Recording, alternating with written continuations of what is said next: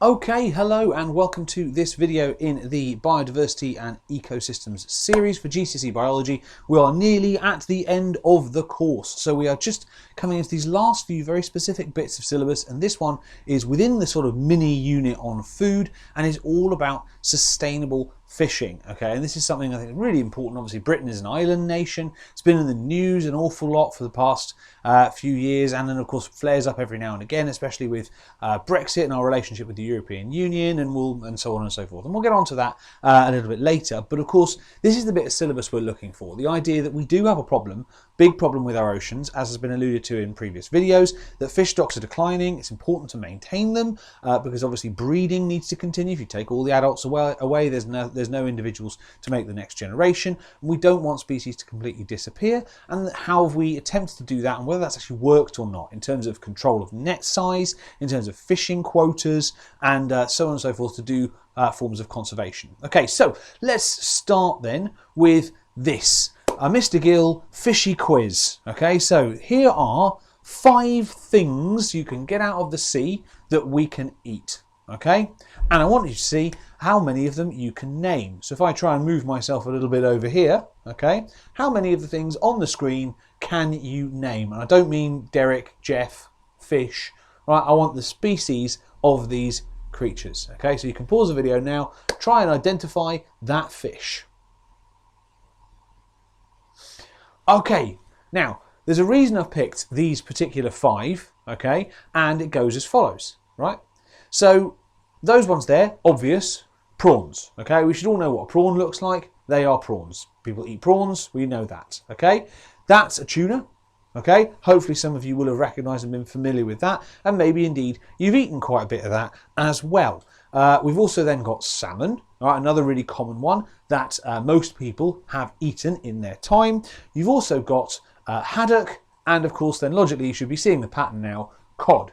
These are the 5 big species that the British consumer actually eats. Okay, so as an island nation, you expect to be pretty big on our fish and our seafood, but these 5 species, purely them, account for 60 to 75% of the seafood actually consumed in the UK. Just these 5 species, okay? Now, do you think those are the only ones that live in our seas around the UK shores? Of course not, okay? But these ones here represent, as I say, 60 to 75% of all the seafood eaten in the UK. And I want you to think, how many of those do you regularly eat? And are there any others that you can think of that you eat as well, right?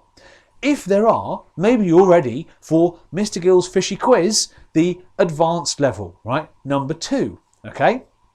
Now, around the UK, we actually land these fish. Okay, these are the ones that actually live in the greatest quantity around our shores. And okay, this is from Statista. I got this from via the government website about what actually gets landed, right, in the UK. And of course, the biggest one there is mackerel. When's the last time you ate a mackerel? Okay, but that's what lives in our seas around us. Then you've got herring, blue whiting, our fish and chip shop favourites, herring and cod are down there. Then you've got some things that maybe some of you have never even heard of, right? So things like saithe, commonly known as pollock, okay, whiting, hake, another very edible white fish. These are all things that live around the UK and are perfectly edible fish, right? So let's go to the advanced level quiz. How many of these fish, all of which that live around the UK, can you identify? All right, pause the video here if you want to have a go. Have a go.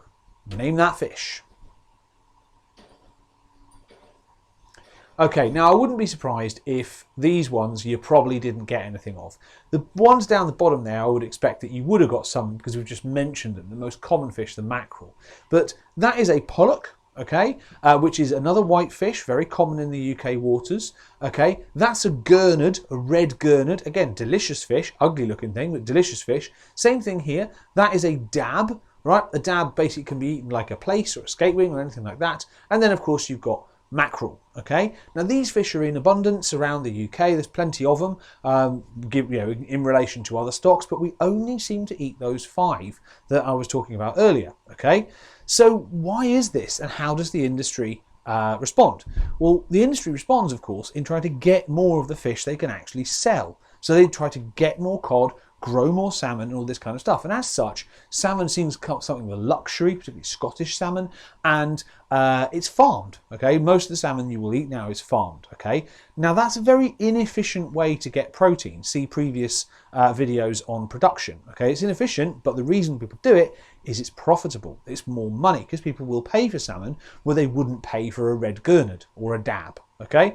So farmed salmon is a case in point with this, right? The food chain actually goes energy from the sun, goes into plankton. Plankton's eaten by small fish or other zooplankton or, you know, various things.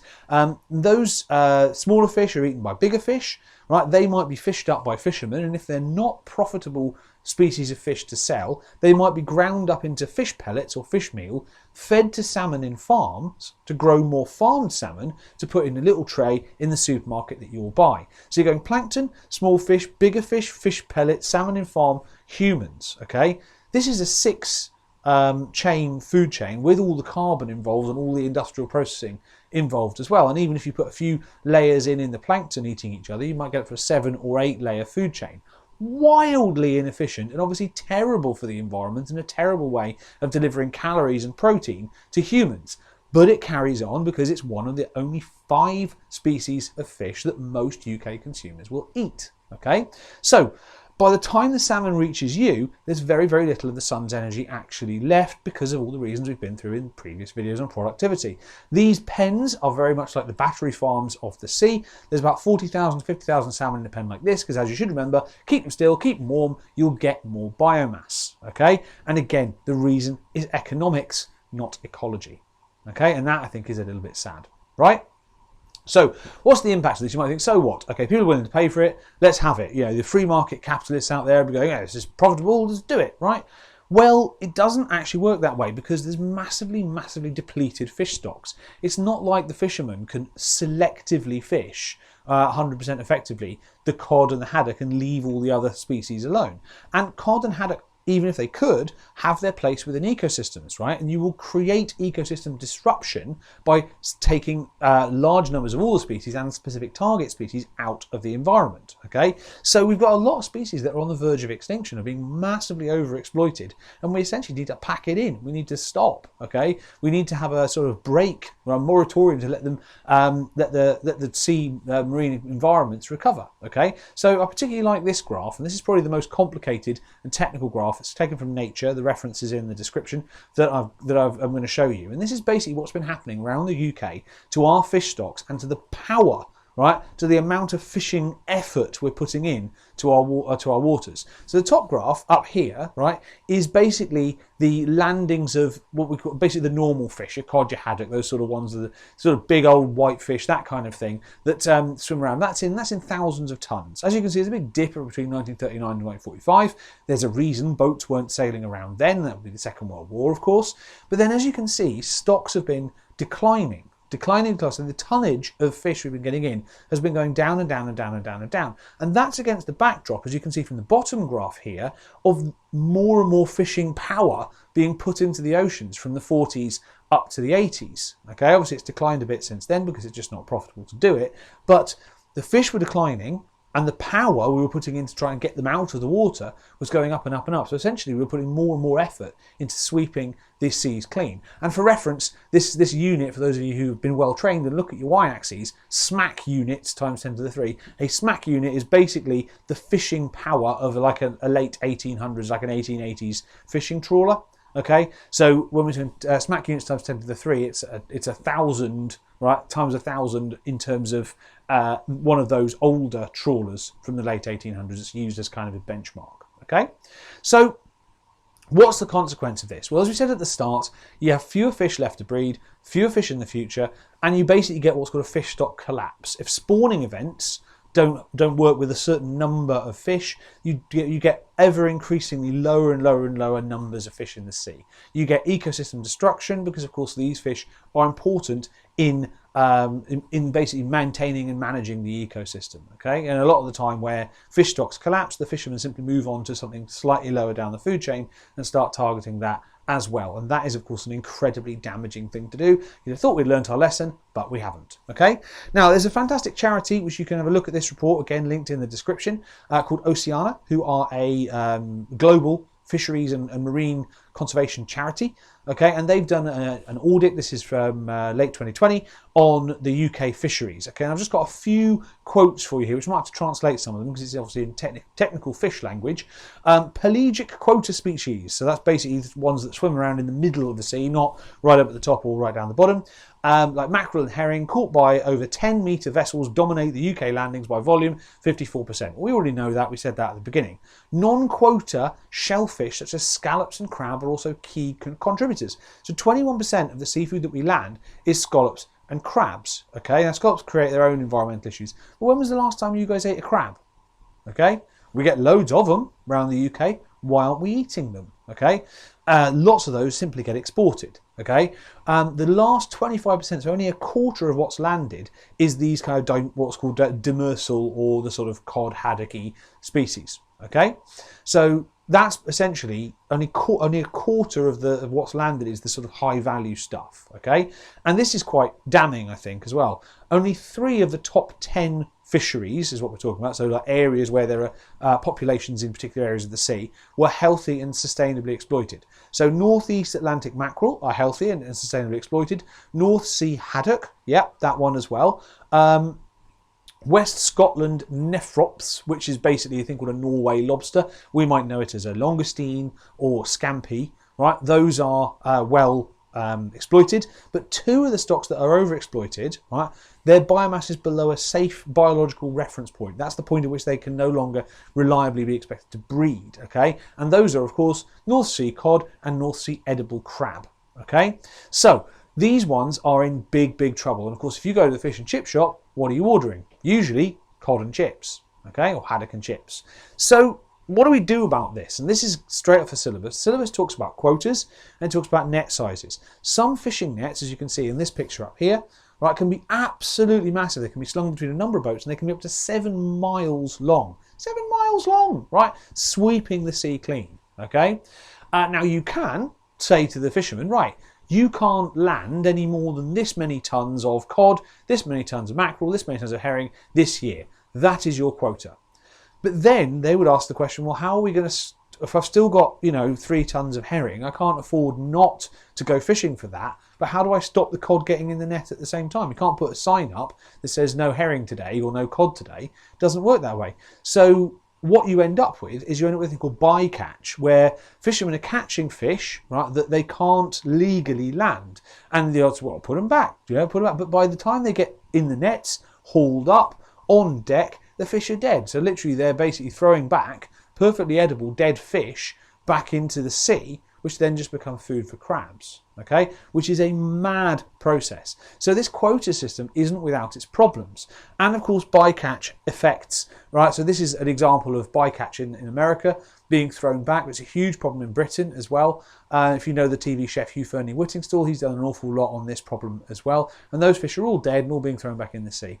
And of course, you will catch some of the bigger things, some of your sharks, some of your dolphins, some of your whales as well. And if they're mammals, certainly things that need to breathe air, so all your sea mammals and your sea reptiles like your turtles and that kind of stuff, you will drown them, okay? And I had to not put a load of pictures into this video because they were just too distressing, right? But you can obviously look into those if you want to know the true extent of the misery caused to things like dolphins from large-scale fishing. So the answer to quote might not be quotas, but it might be reduce the size of the fishing fleet. But then, of course, you've got the issue of, well, whose job do you take away? Okay, it's a problem. Now, this obviously has to be done in terms of international cooperation, because a mackerel or herring doesn't care if it's in British waters, Irish waters, Norwegian waters, French waters, German waters. It doesn't matter at all, right? It doesn't care at all. So the EU has had a common fisheries policy for a long time, and there's been lots of problems like this bycatch problem with that policy. Okay, and it's one of the great sort of hot button issues that the Brexit campaign was sort of fought on. It was about taking back our fish and all this kind of stuff. And since that's happened, there's actually been some very bizarre news stories. For example, this is a problem. We can't export fish as easily as we could do because of Brexit and its sort of negative consequences on trade. So the suggestion is to rename fish caught around Britain to make them more palatable to British tastes. So the suggestion here are the a particular form of sole is going to be renamed as the Cornish sole, and a particular crab, that's a spider crab, is going to be named as Cornish crab, because people will go, yes, we can eat those British Brexit fish. I mean, where does this stop? Are we going to rename, we need people to eat more mackerel, so we're going to rename them freedom minnows? We're going to rename monkfish to mogfish, you know, in honour of Jacob Rees-Mogg or something like that. It's absolute madness, right? Speaking of whom, right, this is something that's been said in our parliament since the Brexit by Jacob Rees-Mogg when he was challenged by a Scottish MP. He was saying, well, we can't export these fish. What's happening? They're rotting in the ports. What can we do? And his comment was, well, I'll tell you what, the fish are now happier now they're British fish. Which obviously is one of the most remarkable and insane things I've ever heard said in Parliament, and that is a well-populated list. So here's the quote: "Fish are better and happier because they're now British after Brexit," Jacob Rees-Mogg has claimed. So the Commons leader was responding to criticism from the SNP after the party's Commons leader, Tommy Shepherd, raised the Brexit fishing disaster, referring to not being able to export, move fish around and all this stuff about quotas and so on and so forth, and asked for a debate on compensation for Scottish fishing industry. Right, what's happening is, and this is Rees-Mogg's response: "What is happening is that the government is tackling this issue, dealing with it as quickly as possible, and the key thing is we've got our fish back. They're now British fish and they're better and happier fish for it."